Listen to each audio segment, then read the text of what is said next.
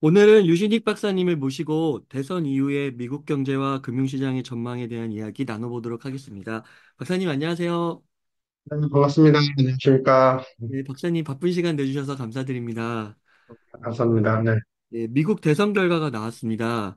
그 트럼프 대통령의 압승인데요. 소위 트럼프 2.0의 시대를 맞이한다고 한국이 떠들썩한데 저희가 좀 네. 어떤 정책과 흐름 같은 것에 좀 주목해야 할까요? 그 트럼프에 대해서 사실 누구나 너무나 다 아시고 대서특필이 된 건 관세맨이고 수출을 금지할 거고 이민을 반이민 정책으로 해서 노동 공급이 줄어들 거다. 이게 네거티브 사인은 충분히 준 것 같습니다. 그리고 분명히 이 정책도 시행을 할 것이고요. 근데 어제 우리가 페드 이제 FOMC 통화 정책에서 보셨다시피 언제 할 거냐, 그리고 순서적으로 뭐가 먼저냐는 정리해 볼 필요가 있습니다. 이번에 그 대선 승리 선언을 하는 장면에서 사실 제일 정책과 관련해서 먼저 거론된 게 무엇이었을까요?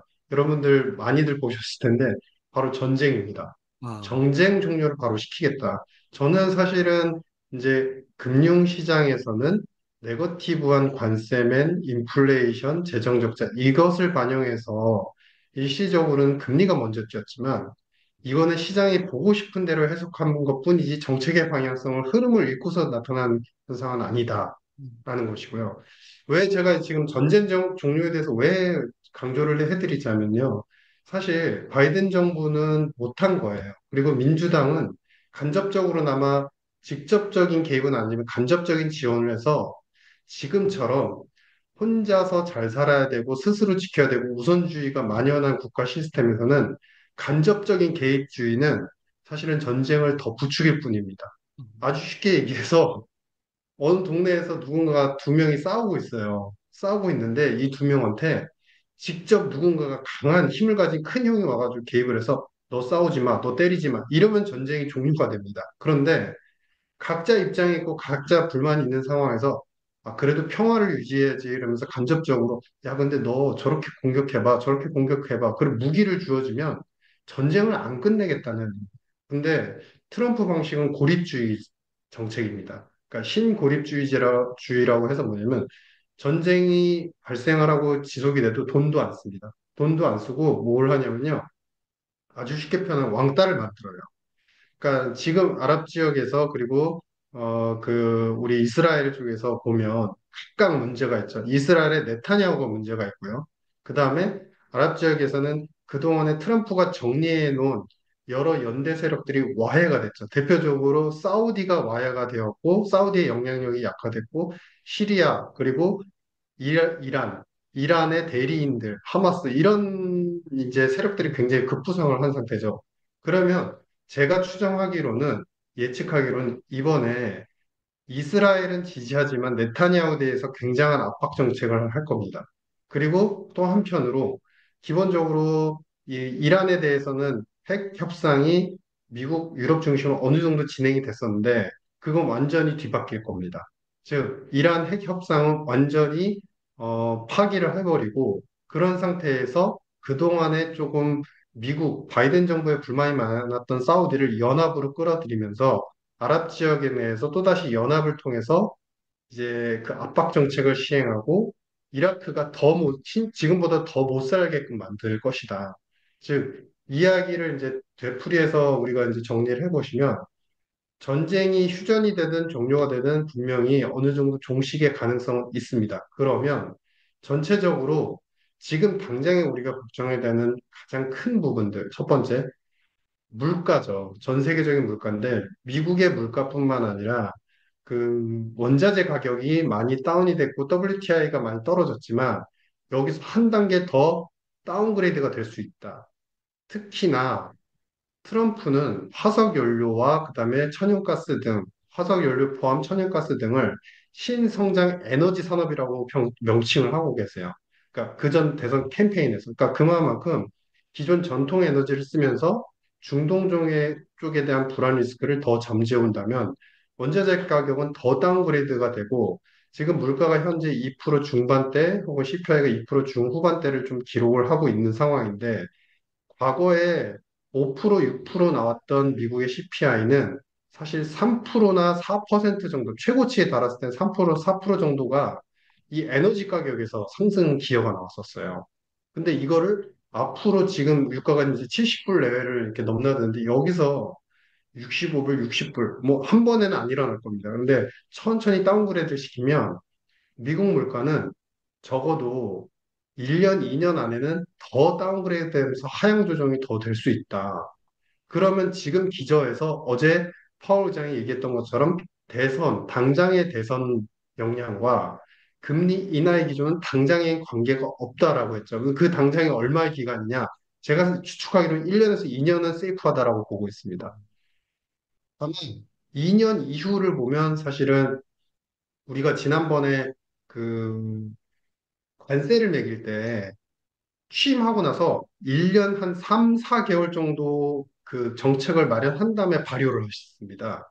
그러니까 앞으로 1년 3, 4개월 정도 이후에는 관세가 지금보다 더 높은 수준으로 10%, 60% 관세가 더 매겨질 가능성은 충분히 있고요. 그 효과는 2년 이후부터 나타난다는 거죠. 아, 그러니까 부정적인 건 분명히 존재합니다. 굉장히 데미지가 클 겁니다. 그런데 지금 좋은 부분의 정책들을 시행하려고 예고를 하고 먼저 그쪽을 선언하고 있는데 우리가 먼저 나쁜 것을 네. 2년 이후부터 나타날 나쁠 것을 미리 끌어와서 걱정하는 부분은 넌센스다. 그래서 음, 지금은 전쟁에 대한 그런 리스크들이 어느 정도 통제가 되고 금리 인하. 참고로 말씀드리자면은 트럼프도 저금리하고 약달러를 굉장히 좋아하는 분입니다. 그, 트럼프가 미국 우선주의라고 하니까 서울 혹 간혹가다 다른 분들은 강달러를 지지하는 거 아니야? 이런 말씀들을 하시는데요. 일선 했을 때 19년에서 20년도 때도 마찬가지로 관세를 매기고 경제가 불안해지면서 달러가 올라가니까 그때 G7 국가 중에서 한 네다섯 개 국가에 대통령을 직접 이제 초빙을 해가지고 소규모의 약간 약한 플라자 합의와 같은 규모의 합의를 이끌어냈습니다. 즉, 개입하지 말아서, 그다음에 그리고 달러를 갖다 약세로 만드는 데 있어서 정부 개입을 최소화해라. 그러면서 BOJ도 마찬가지고 달러를 오히려 매수한 게 아니라 매도하는 전략을 취하면서 달러가 약세를 보고 다른 통화가 강세를 보였거든요. 그 정책이 나올 정도로 달러 약세를 굉장히 지지하기 때문에 지금 나타난 시장 현상은 일시적일 가능성이 좀 크다고 생각을 하고 있고 너무 어색하다. 정책적인 실제 아, 정책으로 일어날 부분과 너무 어색한 반대되는 흐름을 보고 있다. 그래서 결론 요약은 적어도 1, 2년간은 세이프한 상황, 그리고 트럼프도 물론 무서운 분이고 스트롱맨이지만, 그리고 아무도 할 수는 없지만, 초기에는 여론을 생각해서 굉장히 강한 경제정책, 부양정책을 실시하기 때문에 긍정이 있고 음. 부정이 있는데, 먼저 올 거는 긍정이 먼저 오고 서서히 부정이 발현이 될 것이다. 이런 문제입니다. 아, 네. 그래서 2년까지는 우리가 좀 긍정적인 면에 좀 초점을 맞춰도 좋겠다. 너무 부정적인 거에 초점을 맞춰서 기회를 놓치면 안 되겠다. 그렇게 좀 볼 수가 네. 있을 것 같네요. 네네. 박사님, 그러면 지금 전쟁하고 물가랑 저금리, 약달러 이런 부분을 언급해 주셨는데요.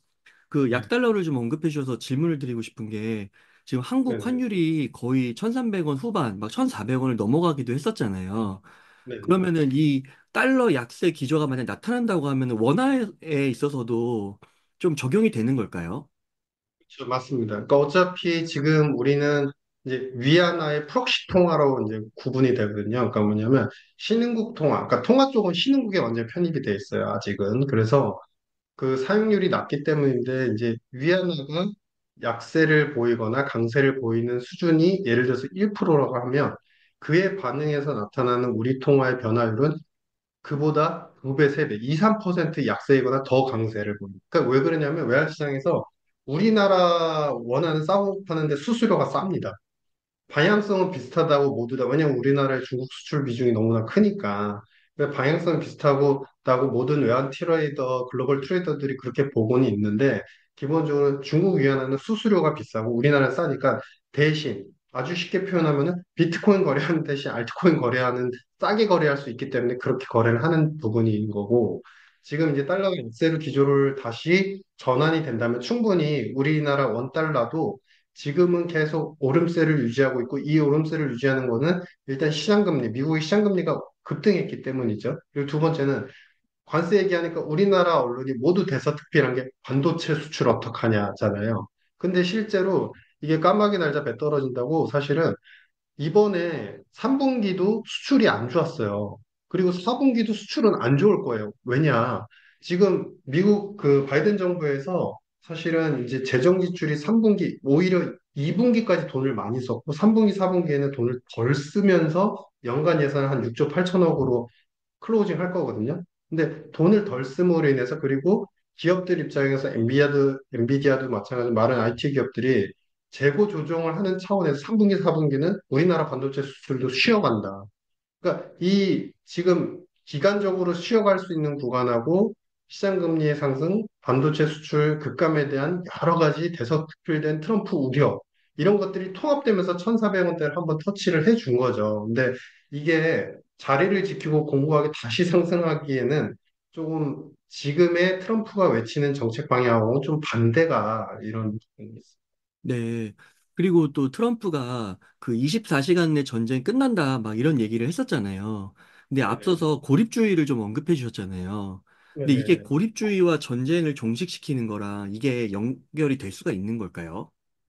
굉장히 강하죠. 그러니까 지금 우리가 아주 쉽게 얘기하면 사실 이제 끈을 말씀드릴게요. 그러니까 끈이 뭐냐면 트럼프 정부 때는 이제 이슬람 자체를 혐오주의로 완전히 그 절하를 했습니다. 그리고 이슬람 아랍 국가들은 무조건 테러의 가능성이 있다라고 이제 선을 했고, 그러면서 가장 문제를 그 당시에 일으켰던 시리아를 그냥 공격을 그냥 했습니다. 그래가지고 시리아의 총사령관도 사살이 됐고요, 그때.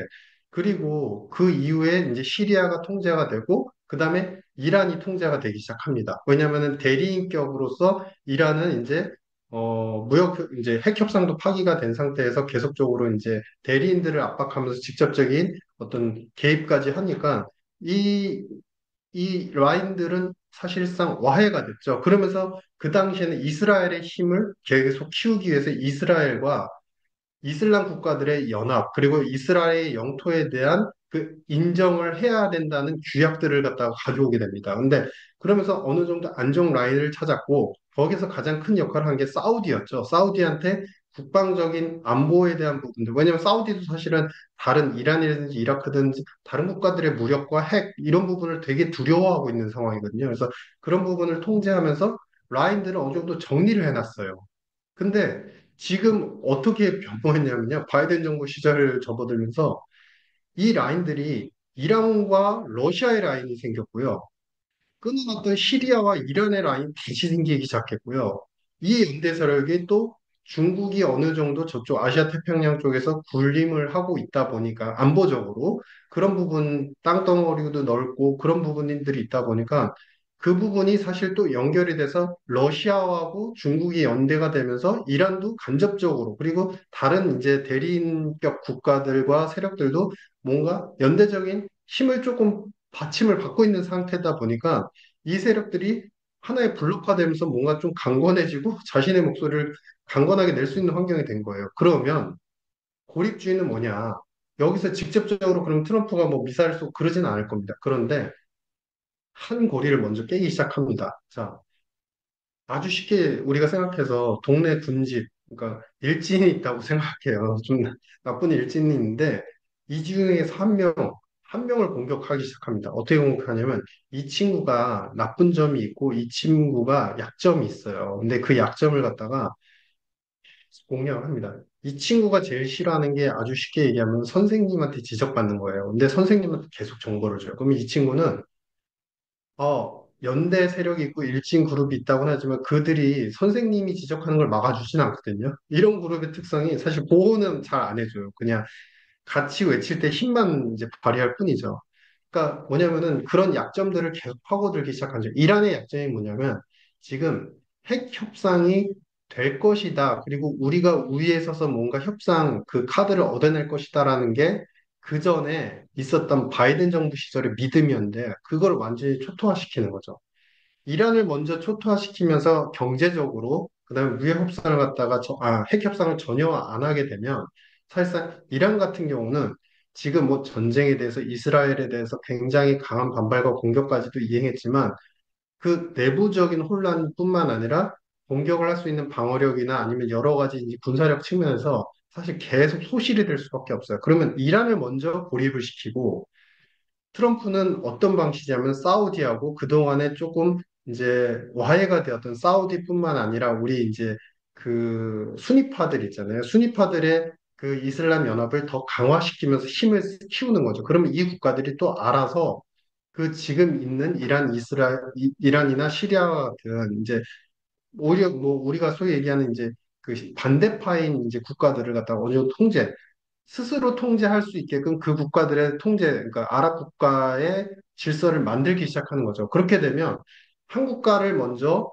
이제 간접적으로 개입을 해가지고 간접적인 고립주의 정책을 해가지고 뭔가 이제 통제를 하기 시작하는데 그게 이제 그 지역 내에서도 어느 정도 계파가 형성이 되면서 또다시 통제가 일어나고 그러면서 계속적으로 반복적으로 뭐 말로도 사실은 트럼프는 만약에 뭘 하면 어떻게 하겠다 막 자고 일어나면 공격하는 발언하고 자고 일어나면 공격하는 발언 이런 구두적인 발언까지 이어지거든요. 그러면서 서서히 메말라가게 만드는 그런 전략들이기 때문에 나중에는 뭔가를 할 수 없게끔 액션을 하지 못하게끔 만드는 그런 정책이었다. 근데 이번에도 그런 정책들은 상당히 지금 모두 다 우선주의 정책들이 이렇게 실시가 되고 있는 패턴에서는 어느 정도 효과를 충분히 볼 수 있을 것 같다. 이런 생각을 하고 있습니다.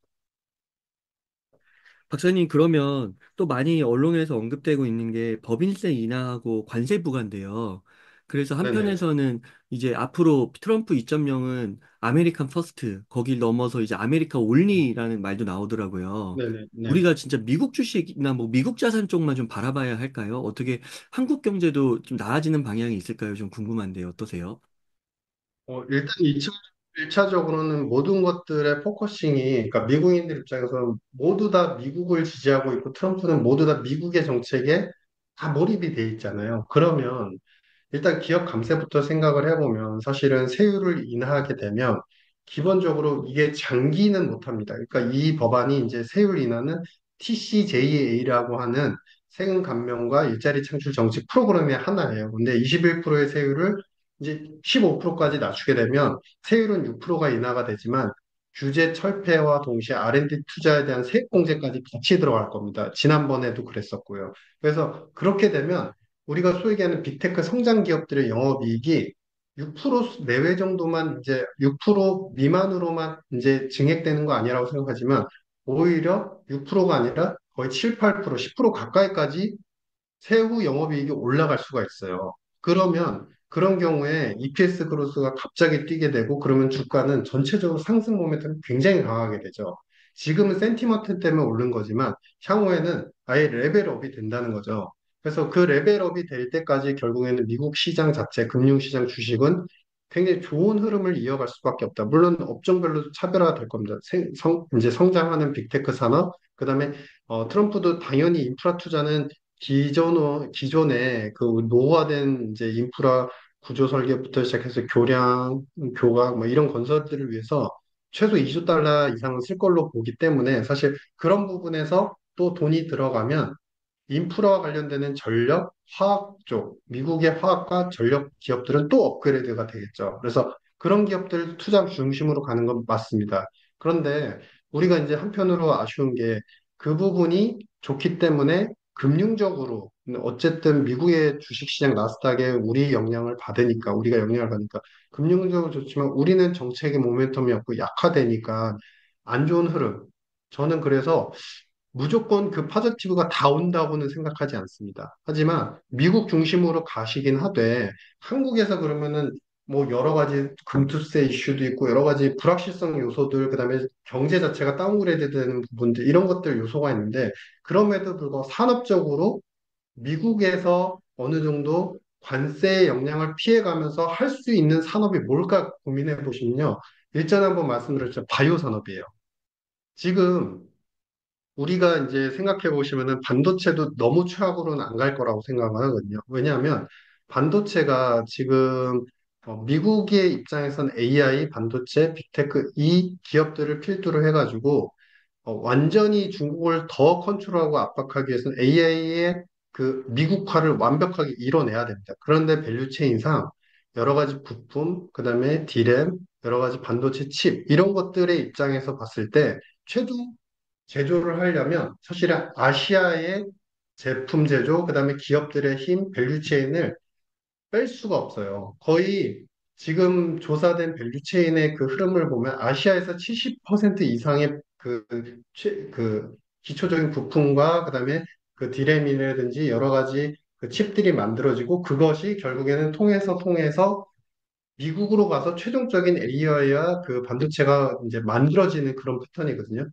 그 중에 하나도 한국이 들어가 있습니다. 대만도 들어갔고 일본도 들어가 있는데 한국도 들어가 있습니다. 그렇기 때문에 아시아 쪽에 대한 그 반도체 칩스 동맹을 좀 더 강화하면서 떻게 보면 미국의 어떤 밸류체인에 도움이 되는 기업들한테는 관세율을 뭐 다르게 조정을 한다든지 수정 조정을 한다든지 이런 식으로 변모의 가능성이 충분히 있다는 측면에서 너무 네거티브하게 볼 필요는 없다는 것이고요. 두 번째는 바이오 같은 경우는요. 지금 그 하원에서 그 생물보안법이 이제 계류가 올라가서 이제 추진이 되고 있는 상황인데 뭐냐면 바이오 산업도 지금 두 번째 이상 버금가는 신성장 산업으로 보고 미국에서 키우려는 산업이 됐어요. 왜? 지금 보셨잖아요.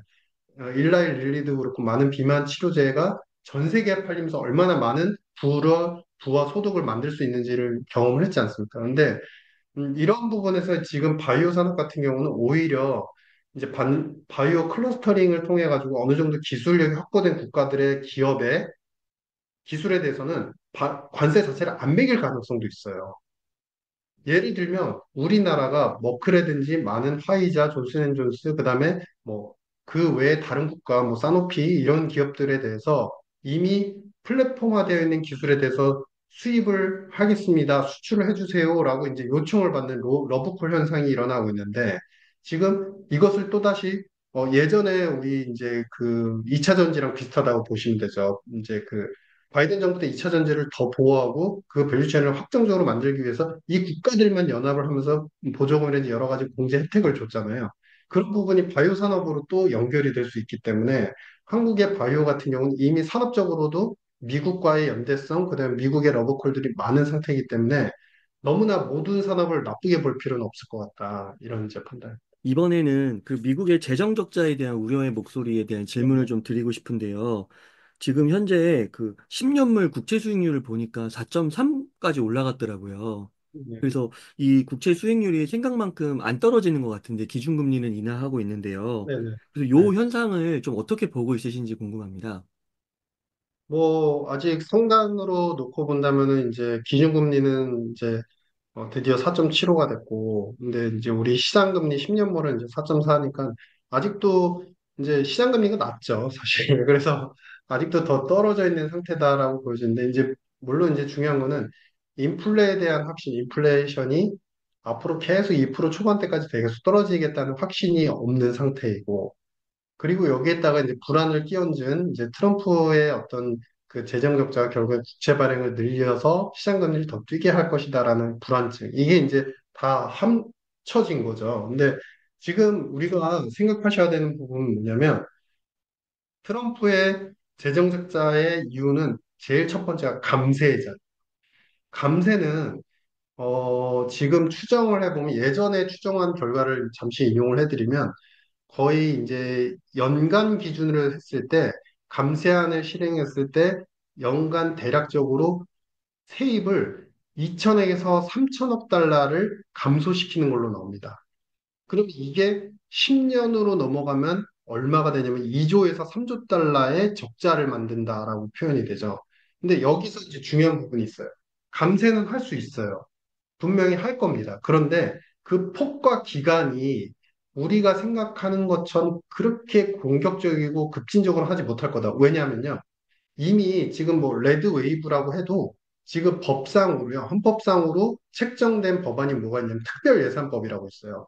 특별예산법은 뭐냐면요. 뭐 다수당이 누구이고 하원이고 공원 이건 무겁니다. 이미 이제 예전에 공화당하고 민주당 합의를 봐서 법안으로 만든 거예요. 특별예산법이 뭐냐면 어떤 정책을 시행하는데 그 정책이 10년 동안, 장기 10년 동안 이 정책으로 인해서 재정 적자가 1조 달러 이상 높아질 걸로 생각이 되면, 추정이 되면 그 정책에 대해서는, 어, 시행하지 못한다라고 규정이 돼 있어요. 그러니까 이거는 법을 바꾸거나 법을 바꾸지 않으면은 사실은 통과를 못 시키는 거고 그 얘기는 뭐냐면 감세율을 그렇게까지 15%로 단번에 낮추지 못할 것이다. 그리고 기간도 조금 뭐 예를 들어서 트럼프 집권 시기인 뭐 한 5년 기간 혹은 3년 기간 이런 식으로 좀 단축해서 시행할 가능성이 있다라는 것이고요. 마지막 세 번째는 뭐냐면 그러면 지난번에 21%에 지난번에 이제 거의 30% 육박하는 수준이었죠. 거기서 이제 바로 15%로 안 가고 21%까지만 간 이유는 뭘까요? 보시면요. 공화당 내부에서의 입지 싸움과 강경파의 목소리의 커짐을 주목하셔야 돼요. 그러니까 그때 당시에도 그랬고 최근에 바이든 정부하고의 협상 과정에서도 초강경파 프리덤 코커스라는 분들은 적자, 공화당인데도 불구하고 재정 적자에 대해서 굉장히 민감해요. 근데 이분들이 목소리가 공화당 내에서 굉장히 큽니다. 물론 트럼프가 이번 시간 목소리가 다시 커졌지만 중요한 거는 이분들은 시민운동, 시민단체인 티파티라고 하는 운동단체의 전폭적인 지지를 받고 있어요. 그래서 이분들이 10분 정도밖에 안 되는데, 내외인데, 이분들의 목소리를 절대 무시 못 합니다. 근데 이분들이 요구하는 건 과다한 재정 적자는 절대 안 된다. 그것에 연동되는 정책들을 하면 안 된다는 거였고, 그래서 바이든 정부 때 굉장히 부채한도 협상이나 예산 협상에서 굉장히 발동을 건 거예요. 그 정책들의 방향성은 예전 트럼프 일선 때 비슷했습니다. 적자를 너무 발현할 것 같으니까 감세를 그렇게 과하게 하면 안 된다. 즉, 제 얘기는 뭐냐면 결론적으로 감세를 분명히 할 거고 적자의 부담은 어느 정도 안고 갈 겁니다. 하지만 핵심적인 거는 지금 시장이 우려하는 만큼의 적자를 공화당 내부에서도 그렇게 용인은 쉽게 하지 않을 것이다. 법안도 여기에다 추가적으로 존재를 하기 때문에 트럼프 혼자서 독단적으로 하기 좀 힘든 상황이다. 여건 자체가 다르다. 뭐 이런 판단이. 그러면은 그 10년물 국채 금리 채권 수익률도 떨어질 거라고 보시는 거예요, 앞으로? 당분간은 이제 우리가 이제 그런 거 있잖아요. 불안증을 겪기 시작하면은 계속 불안하거든요. 네. 그 의사한테 진찰을 받기 전에도 당신은 괜찮습니다. 라고 하는 건강 확인증을 받기 전까지 내가 어디 아픈 거 아니야? 라는 불안증이 생기면요. 온갖 시나리오가 다 생겨요. 그러니까 당분간 그 시나리오가 저는 있을 거라고 보여집니다. 왜? 시장이 이미 만들었기 때문에. 그래서 그런 네거티브 여러 가지 보고서도 나올 거고 앞으로도 더 안 좋은 보고서도 나올 텐데 그런 증상은 이제 적어도 내년 취임하기 전까지는 반복적으로 나타나겠지만 취임 이후부터 정책의 색깔이 분명해지면 아, 그게 아니었구나. 정책도 트럼프라고 해도 혼자서 마음대로 못하는구나를 확인하게 되면 그때부터 이제 음. 완만하게 또 발락하지 않을까 이렇게 생각합니다. 아, 네. 그럼 박사님, 그 중국은 좀 어떻게 될 거라고 보세요? 트럼프 2.0의 시대에서요? 뭐 중국이 어제 뭐 이제 그 당선된 직후에 여러 가지 관세 얘기나 이런 것들 하니까 중국이 어제 그 보도상으로 보면은 이제 미국이 강국이니까 잘 할 듯. 그러니까 취지는 딱 단문으로 하나 나왔더라고요. 잘 하겠지. 그러니까 뭐 중국의 입장에서는 사실은 뭐라고 해야 되나요? 그러니까 오히려 시장보다도 더 안심을 하는 거죠. 뭘 안심하냐면 어차피 예전에 일선 때 우리가 미중 관세를 때리기를 했던 적이 있었고 우리가 하나 복귀해 보셔야 되는 게 관세를 때리면서 보복 관세를 때리잖아요. 그래서 지금 현재 기준으로 봤을 때 무역 가중 웨이티드 에버리지, 그러니까 무역 상품 비중별로 해가지고 웨이티드된 평균화된 그 관세율이요. 미국은 중국한테 19%대를 매기고 있고요. 중국은 미국한테 21%를 매기고 있어요. 그러니까 중국도 만만치 않게 매기고 있는 상태입니다. 근데 그때 왜 그러면은 미국이 조금 더 낮아진 상태였느냐? 제일 중요한 건요. 그때 19년도까지 계속 관세를 매기니까 사실은 반도체는 그렇게 특별히 피해를 안 볼 것 같지만요. 미국 제조업, 어떤 대통령에 대해 제조업을 강조하잖아요. 제조업에서 특히 월마트를 보시면 이해가 빠르세요. 월마트에서 알고 보니까 중국 부품이나 중국 상품, 기초 상품 이런 거를 수입해가지고 재가공해서 만드는 것들이 한두 개가 아닌 거예요. 근데 거기서 가격이 높아지니까 사오지 못하거나 아니면 사와서도 잘 안 팔리는 상황이 되는 거예요. 왜냐면 가격이 뛰어버렸으니까. 거기다 플러스 10% 붙여서 팔아야 되니까. 그러면서 경제가 악화되고 약화가 되니까 19년도 초반 들어서면서 그때 당시에 음, 오히려 무역 협정을 하면서 상호 간의 관세율을 낮추자라고 협정을 제의한 사람이 누구냐면 트럼프였어요. 본인이 매겨놓고 본인이 다시 협정을 체결하자, 낮추자라고 했죠. 그러다 보니까 관세가 평균 관세가 최고 뭐 세율은 25%까지 때렸지만 전체적으로는 19% 중국에 대해서 19%에 머물러 있는 거예요.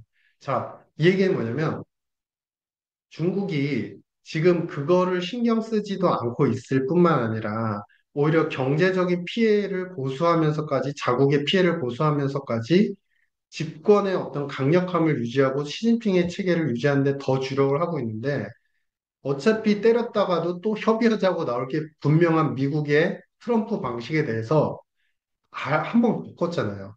그러니까 이제는 그러면 우리는 또 다른 판로를 찾으면 돼라는 입장의 계산이 분명히 세워져 있을 거고 미리 겁먹을 필요도 없고 이유도 없다라는 입장으로 지금 저는 해석이 되고 있다 이런 생각입니다.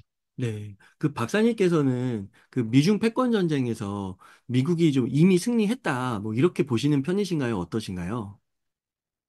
패권이라고 하면 이제 중요한 거는 우리가 그 패권을 갖기 위해서는 화폐에 대한 패권, 통화의 패권을 갖췄을 때 이겼다, 졌다라고 이제 표현을 할 수 있고 그래서 이 게임은 이제 일어나 봐야 사실 한쪽이 무너져 봐야 사실 알 수 있는 게임이긴 한데요.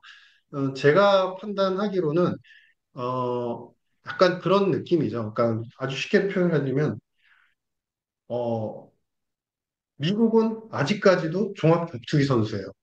근데 네. 중국도 선수 자격을 갖췄어요. 근데 이분은 중국은 복싱 선수예요. 아, 정확히 어떻게 아니라 그냥 아마추어 복싱 선수. 그러니까 모든 체계나 이런 뭐 스타일링, 그다음에 뭐 이제 우리가 링에서 뛸 수 있는 이런 권한 이런 것들은 다 갖췄는데 모든 프레임들, 연합을 하고 있는 국가, 그다음에 통화 결제 시스템을 갖춘 그런 정도 이런 걸 보면 유사하게 모든 틀은 갖췄어요. 근데 뭔가 좀 그 규모에 비해서 절대적으로 여리거나 조금 약간은 너무나 좀 작은데 혹은 너무나 조금 약간 넓지가 않은데 약간 이런 이제 생각이죠. 그래서 아직까지는 따라가려고 노력하지만 패권의 어떤 국가로서 틀을 갖추기에는 아직은 상당히 멀었다.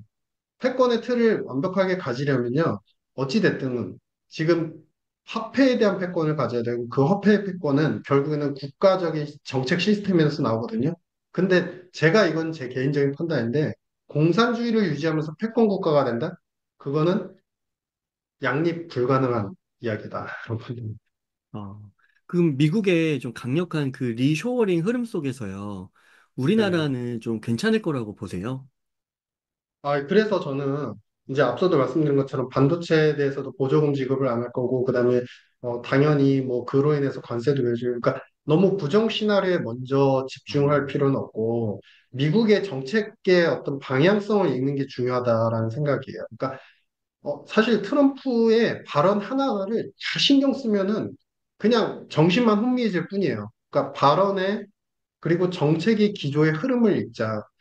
제가 생각할 때는 AI는 미국 중심의 AI, 그리고 미국에서만 생산할 수 있는 AI로 완벽하게 그 구축을 해 나갈 겁니다. 그러면 우리는 그 밸류체인에서 계속적으로 기업들, 우리나라 삼성전자 파이닉스 있잖아요. 사실 디램, HBM에 들어간 디램을 갖다 공급할 수 있는 그 통로에 대해서는 계속적으로 긍정적으로 모색하고, 관건은 뭐냐면, 우리가 하고 있는 것들, 우리가 잘하는 것들을 일본이나 아니면은 반도체 동맹에서 특히 이제 대만 쪽까지도 이용할 가능성이 큰데 일본의 대만 쪽에서 들어갈 수 있는 공급 제품을 우리가 뺏기지 않게끔 먼저 하는 것이 중요하다.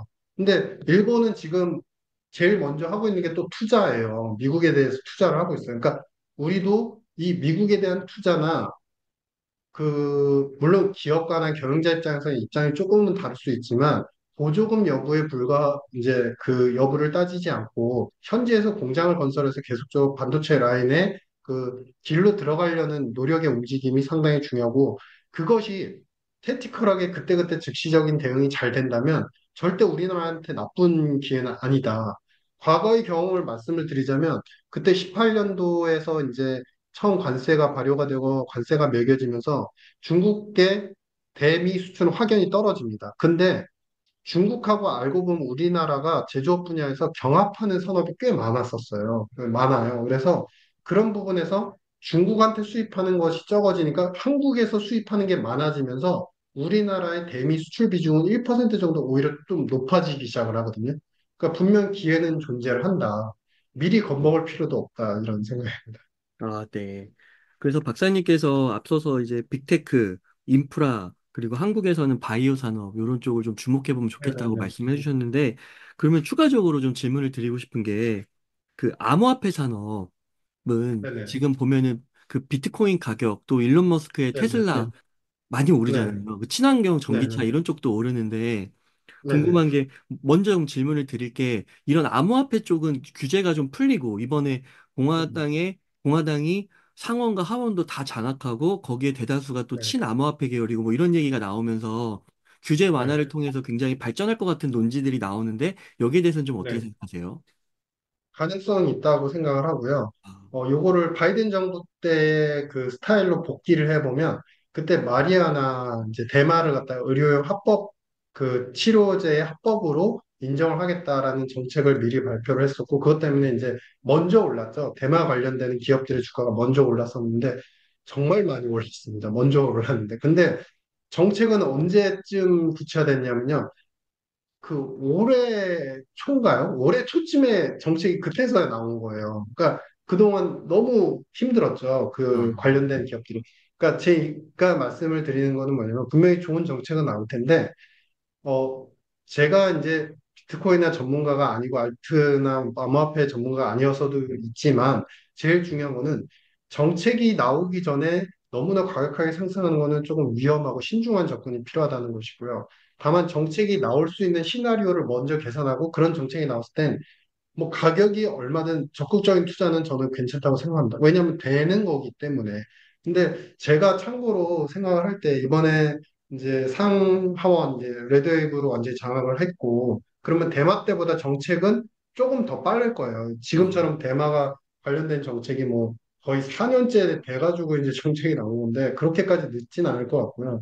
저는 이제 현실적으로 미국 행정부에서 어느 정도 암호화폐를 받아들이면서도 여론을 어느 정도 조성하는 데 있어서 긍정적인 역할을 하고 그러면서도 암호화폐 시장을 갖다가 어느 정도 인정하는 출발점은 최초에는 뭐 테슬라 자동차 결제에 대한 시스템들 이런 것들을 옹호하는 바로 했지만 이번에는 좀 다르다고 생각합니다. 금융적으로 좀 접근을 할 필요가 있을 것 같다. 왜냐하면 SAC가 이번에 이제 그 비트코인 현물 ETF를 승인한 거는 사실은 피델리티나 JP모건 이제 운용사들의 입장에서 수수료를 많이 내는 중요한 플레이어인데 이들이 원하는 암호화폐 기반의 ETF를 만들고 그 펀드화된 것들을 많은 수수료 이익을 받기 위해서 SEC한테 요청을 했다면 이번에는 이제 트럼프 행정부에서는 다른 예를 들자면 이제 이더리움뿐만 아니라 리플도 마찬가지고 다른 중요한 암호화폐들, 이제 여러 가지 전속력이라든지 보안성이라든지 이런 것들이 우수한 암호화폐들을 기준으로 해서 ETF 상품들을 어느 정도 충분히 SEC한테 허용하게 해주는 그런 정책들을 시행할 가능성이 있다. 그래서 그런 정책이 시행이 될 때 지금은 비트코인 위주로만 디지털 자산, 투자 자산의 개념으로서 개념이 잡혀가고 있지만 다른 암호화폐 쪽으로까지 그런 투자 자산으로서의 그리고 ETF의 이제 안정적인 플로우가 있을 수 있는 흐름들이 예상이 되고 그게 된다면 한 차례 또 업그레이드 되는 계기가 되지 않을까 이렇게 생각합니다. 네, 그리고 그 트럼프가 당선되면서 친환경 산업 쪽은 안 좋을 것이다라는 얘기가 나오더라고요. 근데 또 일론 머스크는 또 엄청난 수혜를 받을 것이라고 얘기하고, 그래서 이거는 친환경은 안 좋지만 테슬라만은 좋다, 뭐 이렇게 봐야 되는 걸까요? 그좀 구분을 좀 해봐야 되는 게 이제 테슬라가 좋은 건 어쨌든 미리 그 대선 복권을 긁을 정도로 친분을 네. 과시했고 그날 그 승리 선언할 때 보니까 이 세 분 다른 골프 전문가분하고 이제 그 일론 머스크하고 트럼프가 세 분이서 이제 같이 대선 투표 현황을 같이 보시더라고. 그만큼 이제 친분이 있는 상태니까 기업가를 밀어주고 개인적인 친분 때문에 기업이 밀어질 거다. 좀 이제 그 서포트를 받을 거다. 뭐 이런 거 같고요. 근데 중요한 거는 그 IRA 관련돼서 이제 신재생 많은 이제 정책들이 있지 않습니까? 공제, 세액공제부터 시작해서 보조금 여러 가지 있는데 그 금액들은 상당 부분 조정이 되거나 축소가 될 거는 맞습니다. 왜냐하면 사실은 이쪽에서, 그러니까 이쪽에서 이미 감세랑 일자리 창출 정책을 시행을 하면은 사실은 이 세출이, 그러니까 재정 지출로 나가는 부분에서 축소를, 기존 정권에서 하던 걸 축소를 시켜야 되는 거죠. 사실 나가는 쪽에서라도. 그래야지 어느 정도 데미지가 조금 완화가 되고 본인들의 정책을 할 수 있거든요. 그래서 감세를 시연하기 위해서 기존의 정책들을 많이 대폭 수정을 할 거다라는 생각은 동일합니다. 근데 이게 전면 무효화, 말하는 것처럼 전면 무효화가 가능하냐를 생각해 보시면 그거는 불가능해 보입니다. 왜냐하면 지금 이번에 스윙스테이트 경합주, 그러니까 러스트벨트나 썬벨트에서 사실 그동안에 취업자 수가 24년도 초반 전년비로 기준을 했을 때 한 많게는 20%, 30% 정도 고용 인구가 늘어났어요. 이런 지역에서. 근데 이 지역에서 20, 30% 늘어났는데 관련 산업이 직종이 뭐였냐면요. 대부분이 사실상 신재생 태양광 EV 배터리 공장에서 이 자리가 나와. 근데 그거를 무력화하면서 그 공장의 폐쇄까지도 고려를 한다. 극단적인 경우에. 그렇게까지는 못 갈 것 같고, 다만 세 공제라든지 보조금이라든지 추가적인 인센티브는 좀 축소할 것 같다. 근데 그걸 또 완전히 축소하기 힘들다. 왜냐하면 이 공장의 건립이 결국에는 존폐가 그런 이제 세액 공제는 여러 가지 프로그램에 결정이 되거든요. 그래서 말하는 것처럼 축소는 되지만 그렇게 공격적인 축소는 또 못할 것이다. 근거는 지난번 중간선거 때도 비슷한 현상이 있었어요. 트럼프가 그때도 이거 다 없애야 된다고 그랬는데 일부 공화당 의원들, 특히 이 경합주 지역의 공화당 의원들이 사실 신재생 관련되는 그 기업들 그리고 공장 창출 때문에 일자리가 많고 그 일자리를 많이 만들었다는 것 때문에 공화당 의원들이 득표를 많이 했거든요. 그러니까 그 여론 때문에 공장을 없애는 걸 반대하고 축소하는 걸 반대했던 거예요. 그래서 어느 정도 협의점을 찾지 않을까. 말만 그대로 믿기에는 조금 지금의 미국 경제 상황이 그쪽에 많이 너무 가 있다. 이런 생각입니다. 아, 감사합니다. 박사님, 오랜 시간 동안 이렇게 인터뷰 나눠주셔서 너무 감사드리고요. 저희 끝으로 저희 옹달책방 시청자분들을 위한 한 말씀 부탁드리겠습니다. 어, 항상 뭔가 이렇게 이벤트가 생기면요. 놀랍니다. 저도 가끔씩 놀라고요. 근데 놀라면요. 놀란 마음에 언론을 보고 뉴스를 보시면 그게 각인이 돼요. 트럼프는 관세를 내고 인플레를 조장하고 물론 맞지만 우리가 선후라는 게 있고 인과라는 게 있으니까 사실은 차분하게 이럴 때일수록 중간 과정이 어떻게 되고 정책을 정말 어떻게 가져오는지 좀 천천히 신중하게 보시면서 계획을 세우시고 판단하셔도 된다. 어제 오늘의 비트코인의 급등이나 어제 오늘의 우주산업, 어제 오늘의 테슬라 급등이 앞으로의 2년을 모두 다 보장하진 않는다. 앞으로 더 많은 또 기회나 긍정적인 변화도 있으니까 천천히 살펴보시면 좋은 성과가 있을 거라고 생각합니다. 네, 감사합니다. 이렇게 해서 네, 유신익 박사님을 모시고 이야기를 나눠봤습니다. 긴 시간 동안 유익한 인사이트 많이 나눠주셔서 감사의 말씀드립니다. 오늘 고생 많으셨습니다. 감사합니다.